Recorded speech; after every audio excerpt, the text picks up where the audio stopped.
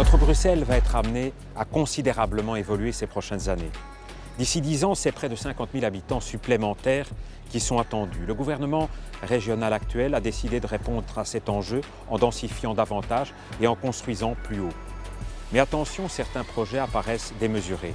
De nombreux grands blocs d'immeubles vont apparaître et plusieurs hautes tours sont programmées. Construire en hauteur, élever les immeubles vers le ciel, densifier, soit, mais dans quel but et à quel prix? Vous pouvez oublier la vue splendide qu'on avait sur les arches du cinquantenaire depuis Montgomery. Une énorme tour défigure désormais le paysage. Et la même chose pourrait se produire aux 4 coins de notre région, comme sur le site de la RTBF à Reyer, sur le site de Josaphat. Rappelons-nous de la bruxellisation et tirons-en les conséquences et les enseignements. Construire des immeubles et des tours partout ne peut pas être une fin en soi. Nous voulons défendre un modèle de ville qui tienne compte de son histoire et de ses habitants. Une ville dans laquelle on peut tranquillement laisser courir ses enfants, dans des espaces verts sécurisés.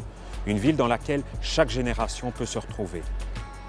Tout le monde a pris conscience aujourd'hui qu'il faut absolument protéger notre environnement pour permettre à nos enfants et nos petits-enfants d'évoluer dans un cadre de vie apaisé, respirable et agréable pour tous.